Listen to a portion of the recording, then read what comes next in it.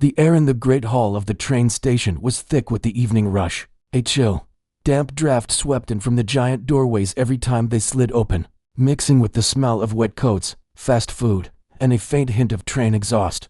People moved in rivers of purpose.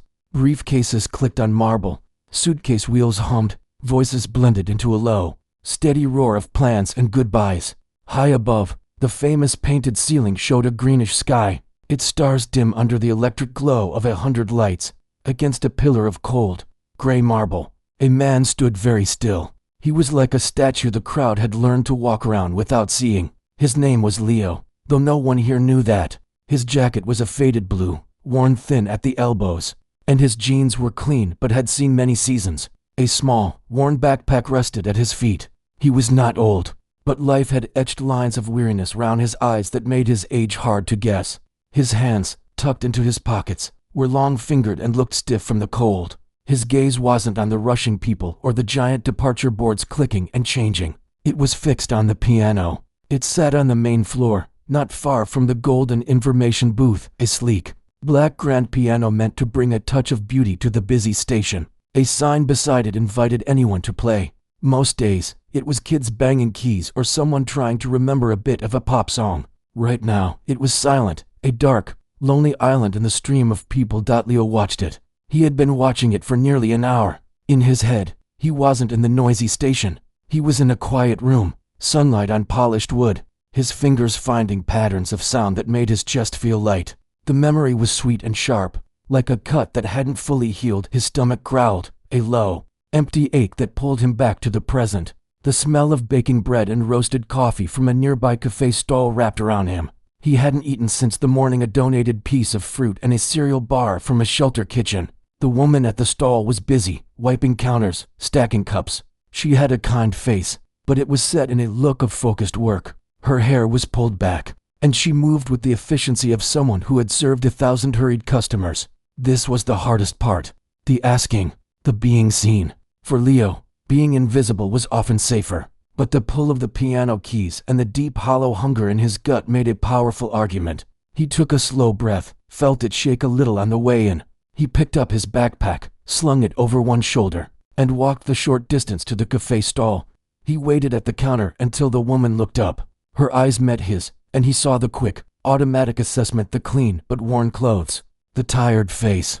Her expression didn't turn unfriendly, just careful, neutral. "Excuse me," Leo said. His voice came out rough, like a door that hadn't been opened in a long time. "Yes? What can I get you?" she asked, her hands still busy. He cleared his throat softly. I was wondering about the piano." He nodded towards the silent instrument. The woman, whose name was Maria, glanced over at it, then back at him, a slight frown of confusion on her face. "What about it?" "If I played it," Leo said, the words coming out in a quiet rush, "for, say, 15 minutes. If I played some music on it, could I maybe have a sandwich?" He couldn't quite meet her eyes after he said it, looking down at the polished counter instead. His face felt warm with a flush of shame. It was a trade, he told himself, not a handout. A trade of skill for food. Maria stopped wiping the counter. She studied him more closely now. Her first thought was the usual one. Another person with a story, trying to get a free meal. The station was full of them, but there was something different about him. He wasn't loud or demanding. He looked embarrassed, and his request was so specific. "Play the piano, you play?" she asked, her tone not believing or disbelieving. "Just asking." Leo nodded, finally looking up. There was a flicker in his eyes then, a little spark of something that wasn't weariness. "Yes, I play." Maria thought for a moment. She had a good heart, but life at the station had made her practical. She couldn't just give away food to everyone who asked.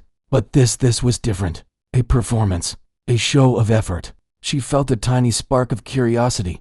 "Tell you what," she said, her voice firm but not unkind. "You go play for 5 minutes. Let me hear you. If it's good, you get a sandwich and a coffee. On the house, deal?" A wave of relief, so strong it almost made him dizzy, washed over Leo. 5 minutes. He could do 5 minutes. "Deal," he said, his voice a little stronger. "Thank you." He turned and walked towards the piano, his heart beating hard against his ribs. The crowd continued to swirl around him, a blur of noise and color. To them, he was just another man in a shabby jacket, maybe looking for spare change. They didn't see the history in his hands, the library of music in his mind. He reached the piano. He ran his fingers lightly over the smooth, cool lid. Then he sat down on the polished wooden bench. It felt familiar and strange all at once. He placed his backpack carefully on the floor beside him. He looked at his hands, stretched them out, and flexed the fingers. They were cold and a little stiff. He placed them gently on the keys, feeling the smooth ivory under his fingertips. That simple contact sent a quiet thrill through him, like greeting an old friend.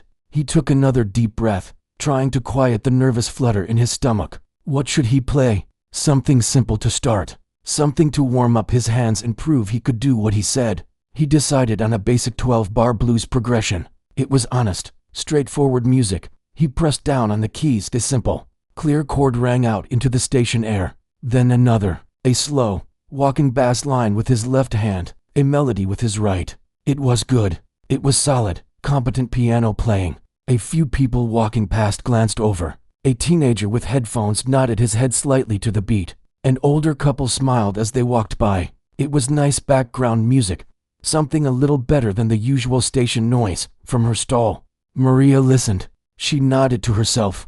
It was fine. It was pleasant. He could clearly play. She turned to start preparing a turkey sandwich. A deal was a deal. Leo played through the blues pattern, his body relaxing into the familiar motions. The initial fear began to melt away, replaced by the physical feeling of making music. The sound was good. The piano was a little out of tune on the high end, but it had a rich, full tone. As his hands moved, the memories came stronger. Not just the quiet room, but bigger rooms, brighter lights, the feeling of a crowd waiting, the terrible, squeezing fear that had always come with it. He pushed the bad memory away. He was safe here. No one was really listening. He was just a man playing for a sandwich in a train station. No expectations, no pressure. He finished the blues sequence. The 5 minutes were probably up. He should stop. He should go get his food. But his fingers didn't want to stop. They lingered on the keys. The simple blues chords had stirred something in him, a feeling he hadn't allowed himself to feel in a very long time. It was a feeling of loss and longing, and a deep, hidden love that had nowhere else to go. Without really deciding to, he let his eyes close. His head dipped down a little towards the keyboard. His left hand began a new, more complex pattern, a deep, rolling wave of low notes that sounded like a heartbeat. His right hand lifted, hesitated for a split second above the keys, and then came down, not in a chord, but in a single, pure, high note. It hung in the air like a question. Then he began to play for real. The music that flowed out now was nothing like the simple blues. It was a haunting, beautiful, and completely original melody. It started soft and sad, telling a story without words of empty rooms and quiet streets. Then it grew, building with a powerful, climbing passion, full of a hope that fought against the sadness. His hands flew across the keyboard, not with showy speed, but with a breathtaking precision and a deep, aching emotion. The notes cascaded, swelled, and whispered. It was the kind of music that didn't just sit in the air. It seemed to reach out and touch the space around it. The change was instant. The people who had been walking past without a second look stopped in their tracks. The teenager took off his headphones. The businessman who had been yelling into his phone lowered it slowly, his argument forgotten. A mother hushed her child, not with a word, but by simply turning both their bodies towards the sound. At her stall, Maria froze, a slice of bread in her hand. Her eyes went wide. She wasn't just hearing a man play piano. She was hearing a soul speaking.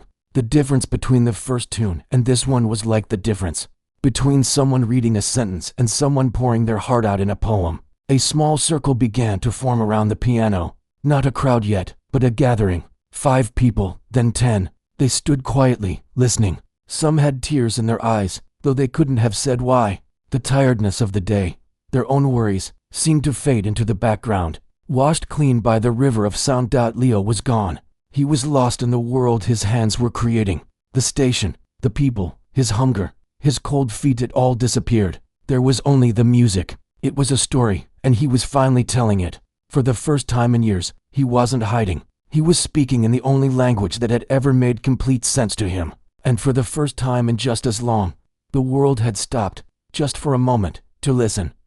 The simple, solid blues notes vanished, swallowed up by the new sound that rose from the piano. It was like watching a person who had been speaking in a quiet, polite whispers suddenly lift their head and begin to sing with the full power of their voice. Leo's eyes were closed tight. His head moved just a little, following the flow of the music he was pulling from somewhere deep inside. His shoulders, which had been hunched with cold and worry, were now loose, riding the rhythm of his own hands. His fingers, which had looked stiff and cold before, now danced and flew and pressed with a life of their own. They knew every inch of these keys, even though he'd never touched this particular piano before. The melody was a lonely one at first. It wandered, high and searching, over a bed of deep, low chords that rumbled like a distant train. It was the sound of empty hallways and long nights. It was the sound of remembering. But then, something in it shifted. A note of defiance. A quick run of brighter keys that flashed like a memory of sunlight. The music began to build, layer upon layer, growing stronger and more complex. The change in the air of the station was slow. Then all at once, a woman in a bright red coat, hurrying to catch a train, was almost past the piano when the new melody caught her ear. She slowed, then stopped completely, her heavy shopping bags settling on the marble floor beside her. She didn't look at the bags. She just stared at the man on the bench, her mouth slightly open.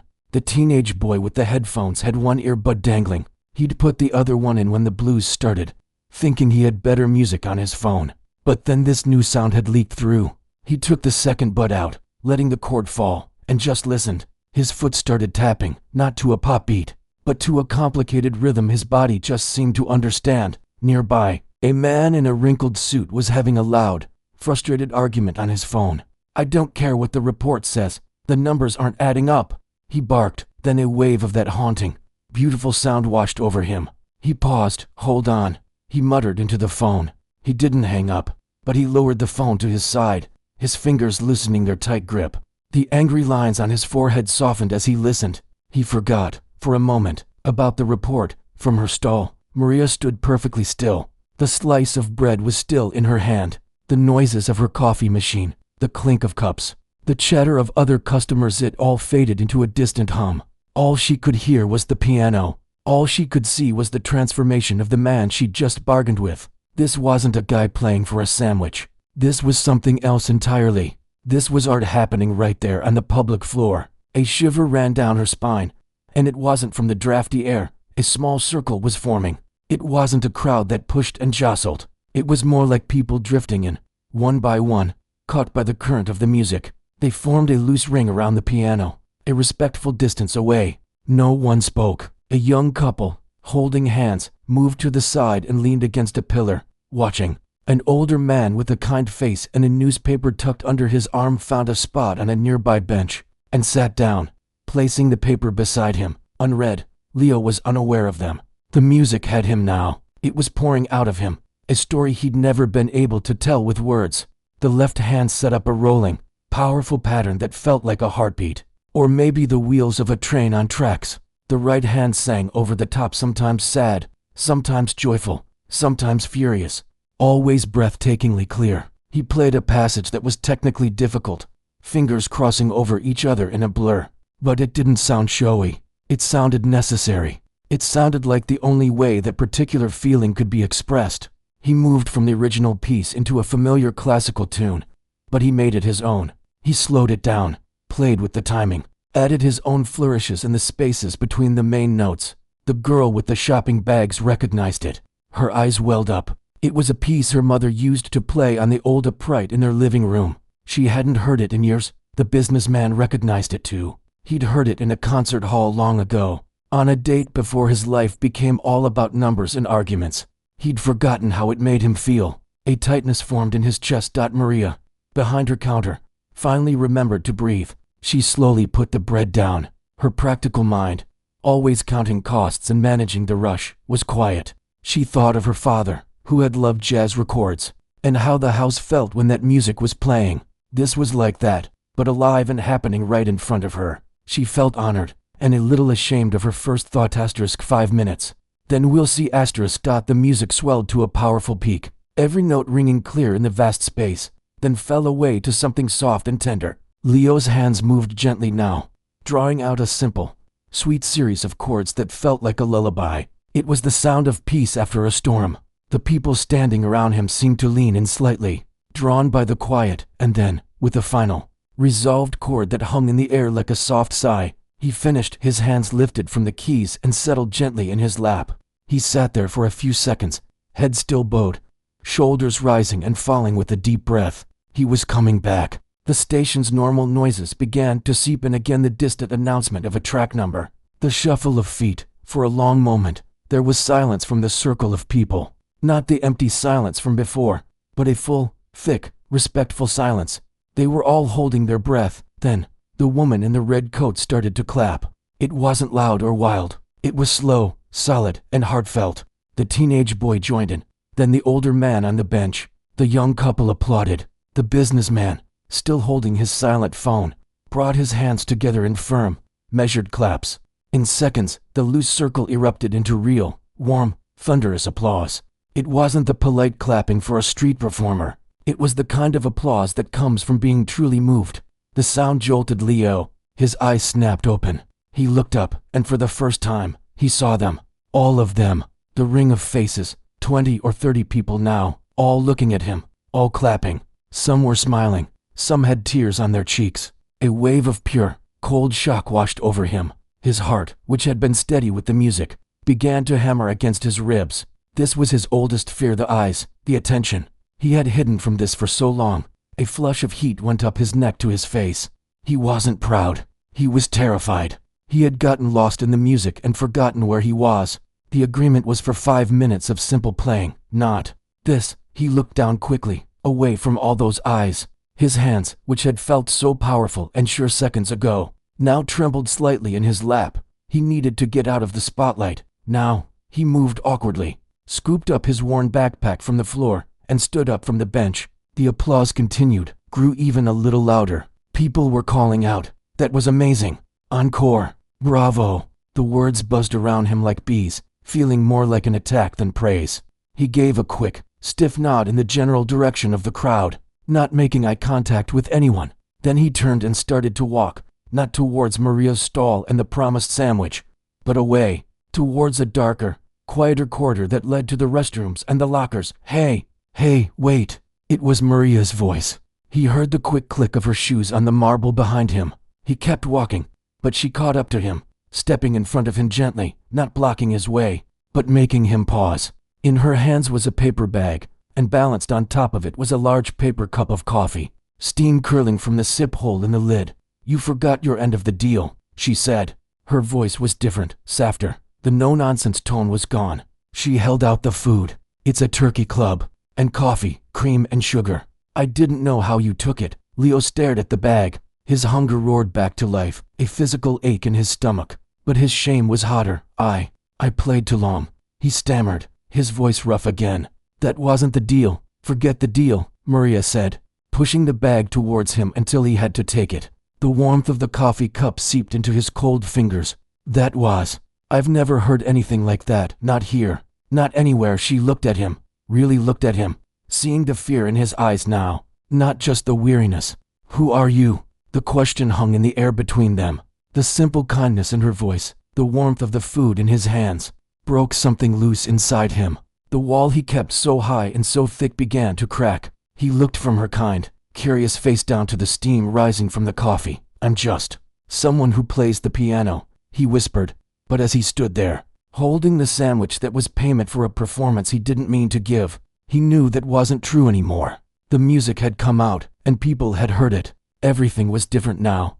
The warmth from the coffee cup was real. It seeped through the paper and into Leo's cold hands, a small anchor in the storm of feelings inside him. He clutched the bag with the sandwich in his other hand. Maria stood in front of him, her question hanging in the damp station air. "Who are you?" He couldn't answer that.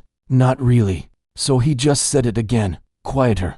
"Just someone who plays." But the little crowd wasn't ready to let him go. A few people had drifted closer. The woman in the red coat was one of them. She had a kind face, lined with life, and her eyes were still shiny. "That piece you played in the middle," she said, her voice a little unsteady. "The one that sounded like rain on a window. What was it?" "I've never heard it." Leo looked at the floor. It doesn't have a name. I was just playing. You made that up. Right here?" The teenage boy had come over too, his headphones now a necklace. He looked at Leo not with pity, but with something like awe. That's insane, man. The older gentleman with the newspaper joined them. He had a calm, thoughtful way about him. That transition into the Chopin prelude, he said. But you changed it. You made it sadder, and then stronger. That was a very deliberate choice. You've had training, it wasn't a question. Leo felt the walls closing in. These strangers were seeing too much. They were hearing too much. He took a small step back, towards the shadow of the corridor. A long time ago, he mumbled. Maria saw the panic rising in him. She'd spent years dealing with all kinds of people at her stall, the angry, the rushed, the lonely. She recognized someone who was about to bolt. All right, give the man some space, she said, gently shooing the small group back with her hands. He just played his heart out. Let him breathe. The people listened, nodding, taking a step back, but they didn't leave. They formed a loose half circle, giving him room but still being there. They were waiting. For what? They didn't know. The businessman was still there too. He'd finally ended his phone call. He looked awkward, holding his expensive leather briefcase. He cleared his throat. Look, he said, his voice less sharp than it had been on the phone. That was exceptional, truly. He reached into the inside pocket of his suit jacket. Leo flinched, thinking he was going for a wallet, ready to throw money at the problem. But the man pulled out a simple white business card. He held it out. I run a small marketing firm, but my brother, he owns a jazz club downtown. The silent note. It's a good place, respectful. They have a beautiful baby grand. He extended the card further. If you ever wanted to play there, I could make an introduction. No pressure. Leo stared at the small rectangle of cardstock. A jazz club. A real stage, with lights and an expectant audience. The very thought made his mouth go dry and his breath catch. The old, familiar terror, cold and slick, coiled in his gut. He couldn't take that card. Taking it would mean considering the possibility. And that was a door he had sealed shut years ago. He didn't reach for it. He just shook his head, a quick, tight movement. No, thank you. I can't. The businessman didn't seem offended. He looked more curious. He nodded, put the card back in his pocket, and gave a short, understanding nod. All right. The offer stands. It was the young woman, the one who had been with her boyfriend, who spoke next. She had her phone in her hand. She looked nervous but excited. Mister, she said, I hope you don't mind. I recorded a little bit, just the last minute or so. It was so beautiful. Is it okay if I, put it online? People should hear this. A new kind of fear shot through Leo. Online? For everyone to see, to hear? His anonymity, his invisibility, was his blanket. This would strip it away. He imagined faces from the past seeing it, recognizing him, asking questions he'd buried. No, he said, more sharply than he intended. Please don't. The young woman's face fell. She looked genuinely sorry. Oh, of course. I'm sorry. I'll delete it. Her fingers moved over her screen. Wait. The word came out before Leo could stop it. Everyone looked at him. He was fighting a war inside himself. The part of him that was terrified wanted the recording gone forever. But another part, a tiny part that had felt alive when he was playing, wondered, what if just one person, somewhere, heard that and felt less alone? The music had never been the problem. It was everything that came with it. He took a shaky breath. You can keep it. For yourself. Just don't show my face. Don't say where I am. The young woman brightened. I can do that. I can crop the video. Just show the piano keys in your hands. Or just post the audio. She looked at him for permission. Leo nodded slowly. It felt dangerous, like poking a hole in a dam. But he nodded. Just the audio. Maria had been watching all of this.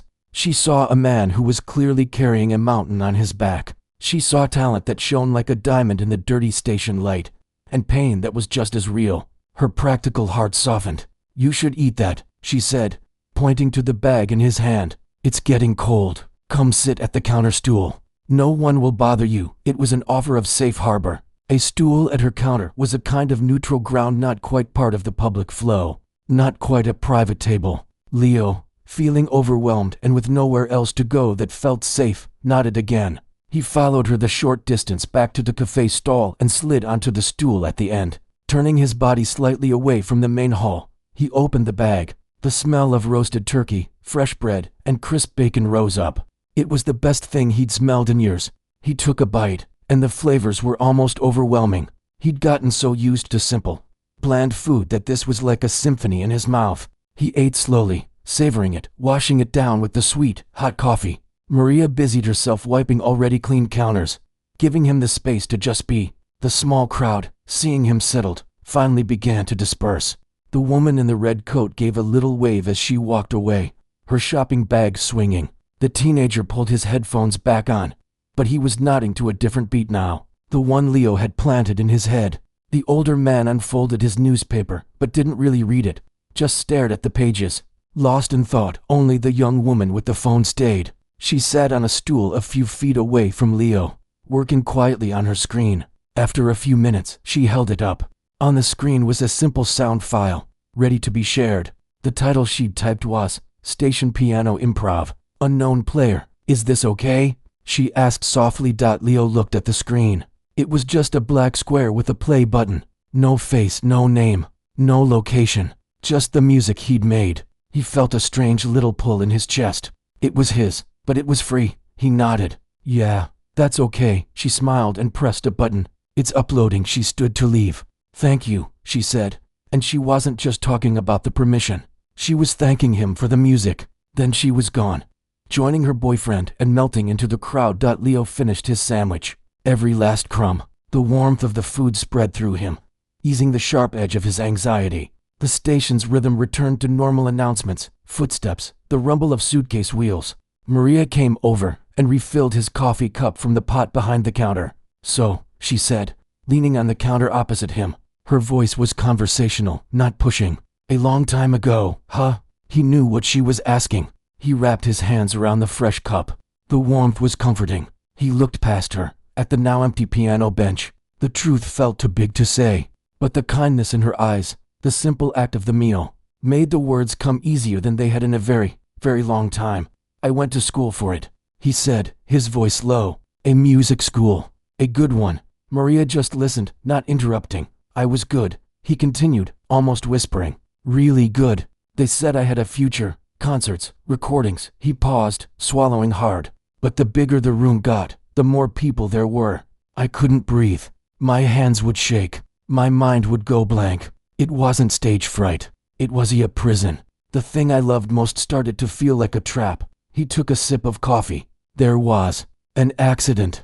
My teacher, the one person who understood, he was gone. After that, he shook his head. The music in my head was all tied up with the fear and the loss. I couldn't separate them. So I walked away. From all of it, he didn't tell her about the slow slide, the jobs he couldn't keep, the friendships that faded, the finally having nowhere to go. She could probably piece it together. Maria didn't say I'm sorry. She didn't offer empty words. She just nodded slowly, as if he'd explained why the sky was gray that day. And here, the station. Leo looked at the piano again. Here, it's not a stage. People aren't really listening, or they weren't supposed to be. I could just play for the walls, for the sound itself. It was the only place it didn't hurt. Until tonight, Maria said softly. Until tonight, he echoed. He felt exhausted, but also lighter, as if saying the words had taken a little weight from his shoulders. Maria looked at him for a long moment. You know they'll be back tomorrow, right? Those people? And new ones. Word gets around in a place like this. Leo hadn't thought that far ahead. The idea sent a fresh jolt of anxiety through him. This spot, his safe haven, was exposed now. Seeing his expression, Maria made a decision. Tell you what, she said, her no-nonsense tone returning, but with a new gentleness underneath. You come by tomorrow, same time. I'll have a coffee and a sandwich for you. No playing required. You can sit right. The night was cold and sharp, a different kind of cold than the damp chill of the station. Leo walked with his head down, hands deep in his pockets, feeling the strange mix of fullness from the meal and emptiness from everything else. The music had left him feeling scraped out, raw. The kindness had left him feeling confused. The shelter was a crowded, noisy place of bunk beds and tired faces. He found his assigned cot, the one by the wall that he preferred, and lay down on the scratchy blanket. The sounds of the station piano were still echoing in his head, mixed now with the applause, the questions, the businessman's card. He pulled the thin blanket over his shoulders and tried to shut it all out. Sleep was a long time coming. Meanwhile, in a small apartment across the city, the young woman who had recorded the music was sitting cross-legged on her bed. Her name was Chloe. She had finished editing the audio file. cropping out the few seconds of crowd noise at the end, leaving just the pure, haunting piano piece. She stared at the screen before posting it to a site for sharing music. She wanted the right words. She typed, ***, found this in Grand Central Terminal tonight. A man just sat down and played this. He didn't want any attention. Just listened, ***. She used a few tags. #street piano, #unknown, #piano improvisation, #beautiful music. She hit post, sent it out into the digital night, and went to sleep. And the internet, as it does, began to whisper. At first, it was just a few likes, a couple of shares. Someone commented, "This is stunning. Where is this?" Another wrote, "Gives me chills." Then, a musician with a bigger following shared it. "What is this? The emotion. The technique is flawless. Who is this guy?" The whispers grew to murmurs. The black square with the play button started traveling. People listened on their morning commutes, in coffee shops, at their desks. They were moved by the same things the small crowd in the station had been: the sorrow, the hope, the sheer skill that was obvious even to ears that didn't know music theory. By the next afternoon, the murmurs were abuzz. A local news blogger, always looking for a feel-good city story, found the post. He did a short article, "Mystery Pianist Stuns Grand Central Crowd." He embedded the audio. Now thousands more heard it. Maria saw it too. A regular customer showed her the article on his phone during the lunch rush. She listened to the 10-second snippet, a familiar pang going through her chest. She looked over at the empty piano. "Yeah," she said to the customer. "I was there. Do you know him?" The customer asked. "He comes around," she said vaguely, protecting the little she knew. Back at the shelter, Leo knew nothing of this. He spent the day as he often did, at the public library, reading newspapers in a warm, quiet space. He avoided the computer terminals. The outside world, especially the online one, felt like a separate planet. As evening approached, the old knot of anxiety began to tighten in his stomach. Maria had said to come by. She'd said there would be a sandwich, no playing required.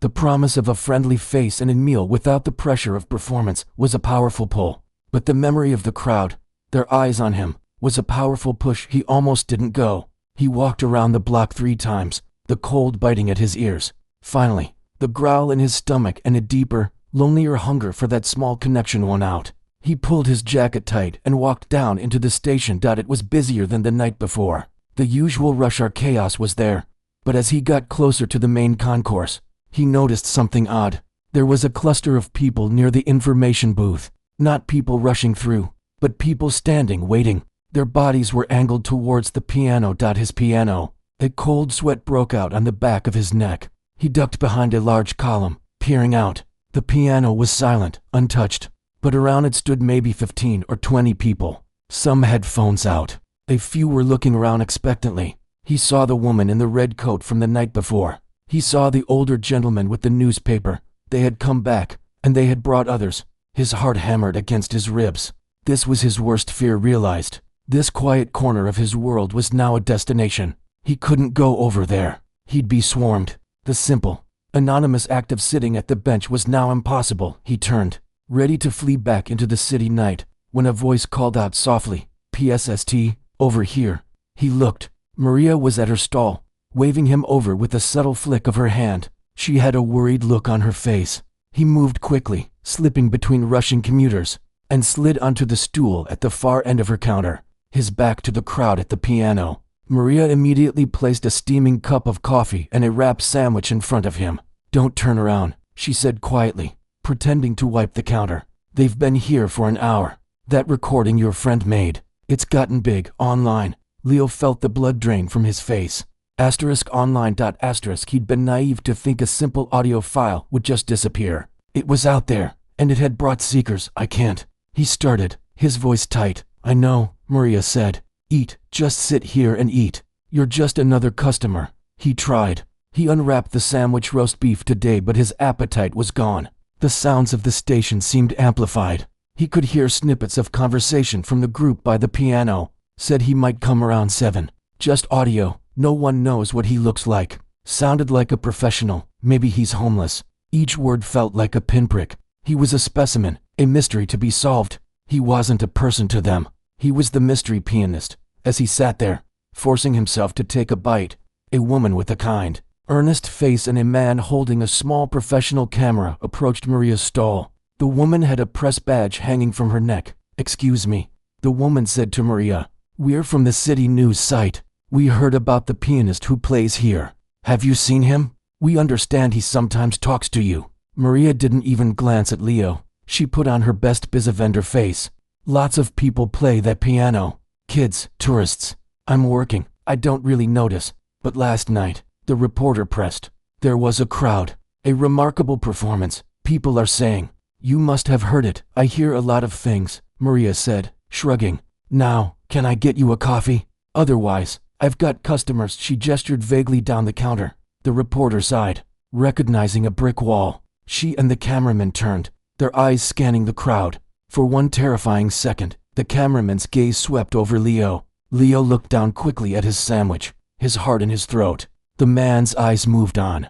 They went to join the others waiting by the piano. Leo felt sick. This was a nightmare. His sanctuary was gone. He stood up suddenly, leaving half the sandwich. "I have to go," he muttered to Maria. She saw the panic in his eyes. She reached under the counter and pulled out a paper bag. "Take this for later. An apple, some chips." She pushed it into his hands. "Listen, come back late. After 9. I close at 10. The crowd will give up by then. It'll just be the normal station folks. We can talk." He nodded, unable to speak, and melted into the stream of people. Heading for the farthest exit he could find, he walked for hours, just walking, with no destination. The city lights blurred around him. He felt a crushing sense of loss. The piano had been his one true voice. Now it was taken, not by force, but by attention, the very thing that had always silenced him. He felt more alone than he had in years. Back at the station, the crowd by the piano eventually thinned out, disappointed. The reporter left. By 9:30, the station was quieter. Just late-night travelers and cleaners. At 9:45, Leo appeared again at Maria's stall. He looked exhausted, hollowed out. She was cleaning the espresso machine. She saw him and didn't smile, just nodded. She poured the last of the coffee into a to-go cup and handed it to him, with a granola bar. "Tough night," she said. "I can't go back there," Leo said, his voice flat. "It's over, because of a bunch of looky-loos with phones," Maria said, a hint of her old fire returning. "They'll get bored. They'll move on to the next thing by next week." "You don't understand," he said, the frustration boiling over. "It's not just them. It's the door. That music. It was the one thing I had that was just mine. Now it's a key, and people are trying to turn it. They want to open the door. To my past, to me. I can't be opened." The last word was almost a whisper. Maria leaned on the counter. She understood more than he knew. She understood about protecting your peace. She was quiet for a moment. Then she said, "So what? You never play again? You let them take that from you too?" He had no answer. Just then, the older gentleman from the previous night walked by, heading for a late train. He saw them and paused. He approached slowly, respectfully. "Good evening," he said. He looked at Leo. "I don't mean to intrude. I waited earlier, hoping to hear you again. My train's been delayed." He reached into his briefcase and pulled out a folded piece of paper. Not a business card. It looked like a letter or a flyer. "I am a retired music teacher," he said. "I taught for 40 years. What you did last night, it was not just playing. It was communication of the highest order." He held out the paper.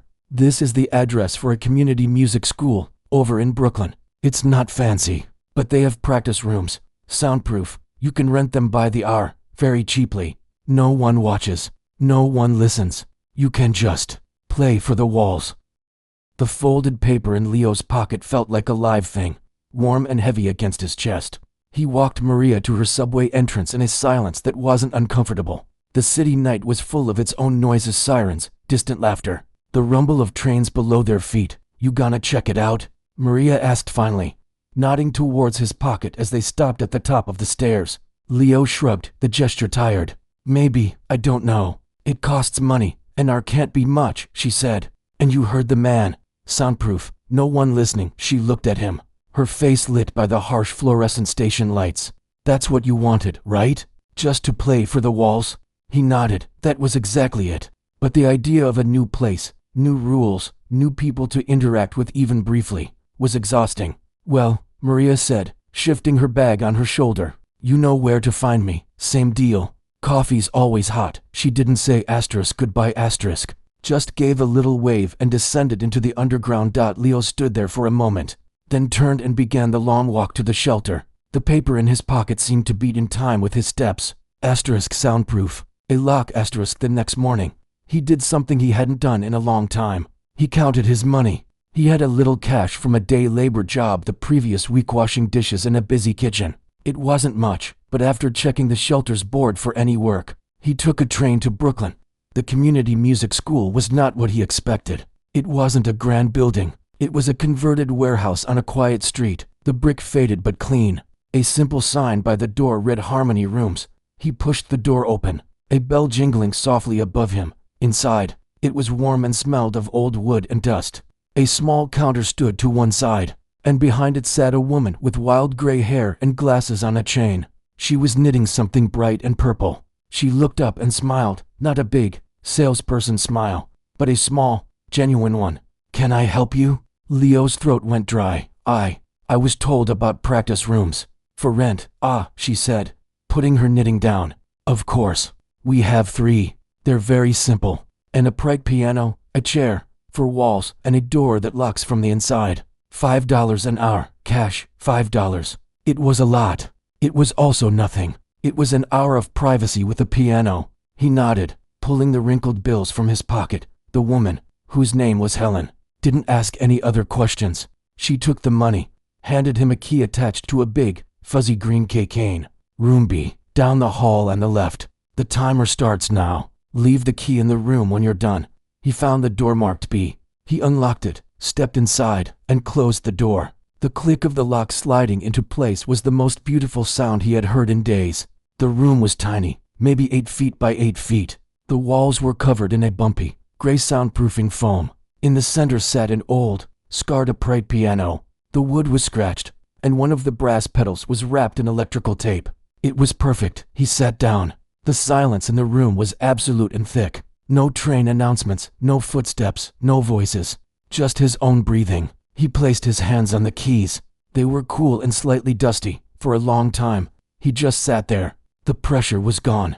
The fear was gone. There was no one to perform for, no one to disappoint, no past to live up to. There was just the piano and the silence waiting to be filled. He began to play. Not the big, emotional piece from the station, but scales. Simple, boring scales, up and down, letting his fingers remember their strength and stretch. Then some finger exercises. The sound was contained, held close by the foam walls. It felt private, like a thought. Then, slowly, he started to explore. A snippet of a melody came to him, something light and quick. He played it, then changed it. He made a mistake, a wrong note that clashed badly. In the station, he would have frozen, worried someone heard. Here, he just stopped, grunted, and tried it again. He played a song he remembered from childhood, simple and sweet.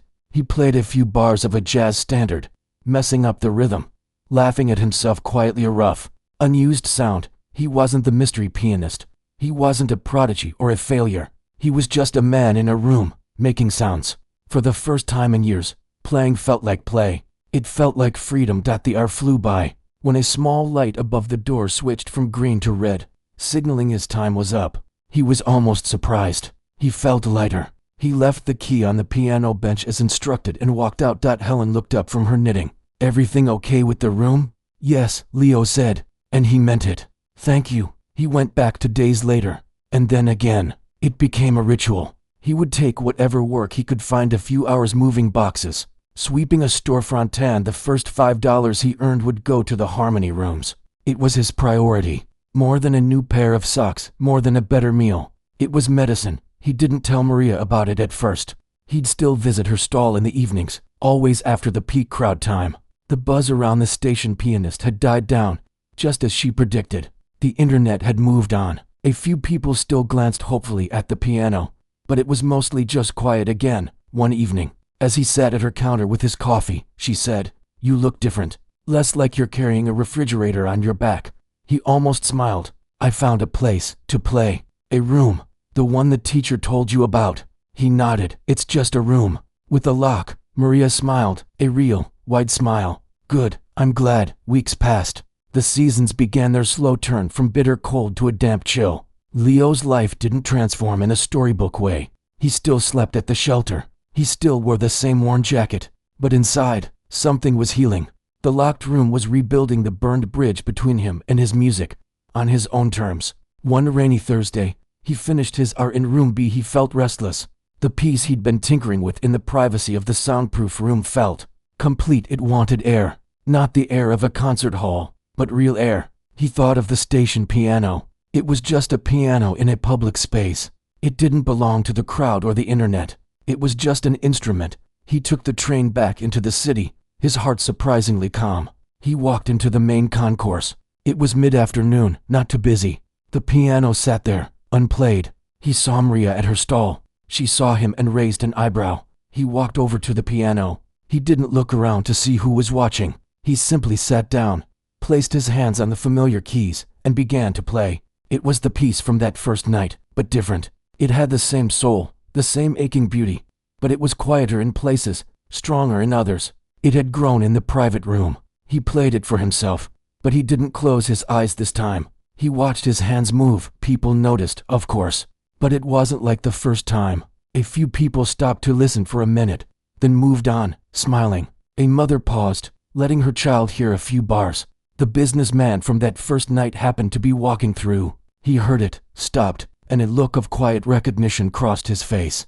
He didn't approach. He just stood for the full piece, nodded slowly to himself when it ended, and continued on his way. Maria listened while she worked, a soft feeling in her chest. This was different. He wasn't lost in the music, escaping from the world. He was in the world, sharing the music. There was a strength in it now, not just pain. When he finished, there was a smattering of applause from 3 or 4 people who had stayed. Leo looked up, saw them, and gave a small, genuine nod of thanks. Not a fearful flinch, but an acknowledgement. Then he stood up. He walked to Maria's stall. She already had his coffee ready. Sounded good, she said, sliding it over. It felt good. He replied. And it did. He didn't become a regular performer. Some days he played at the station. Some days he didn't. Some days he spent his art in the soundproof room in Brooklyn. He started talking a little more to Helen, the woman who ran the place. She mentioned they sometimes needed someone to tune the pianos, a simple, quiet job. She knew a tuner who was retiring. Was he interested in learning? He was. It was slow, patient work. It paid a little. It was a start. The story didn't end with a record deal or a packed concert. It ended with a man finding his way back to his own heart, one note at a time. He had 2 places now, a public piano where he could choose to share his gift, and a private room where he could keep it safe. He had a friend who made him a sandwich, not out of pity, but out of respect. One evening, as he left the station, the older music teacher was there again, waiting for a train. The man simply said, "I heard you earlier. The piece has a new ending. It's hopeful." Leo met his eyes. "It is," he said. He walked out into the city, the sounds of traffic and life swirling around him. He wasn't fixed. Life was still hard, unpredictable, but the music inside him was no longer a locked box of pain. It was a language again, and he was finally, slowly, learning how to speak it on his own terms, for the walls, for the sky, and sometimes, when he chose, for anyone passing by who cared to listen.